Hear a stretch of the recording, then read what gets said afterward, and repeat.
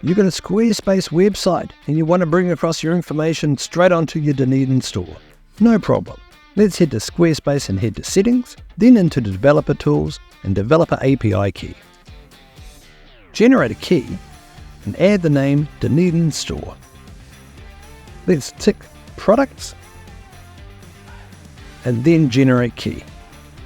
This will give us an API key that we're going to copy. And then in another tab, you want to head back to your Dunedin store. Under Account Settings, click on Products and expand that area. Select the store. In your case, this one's going to be Squarespace. Paste API key right in this spot here and hit Add. Now, under Products, sync Products. This will bring all your information across from your Squarespace store. Ensure your products are tagged in your e-commerce as Dunedin Store, capital D, capital S, no space. It may take a while depending how many products you're porting across.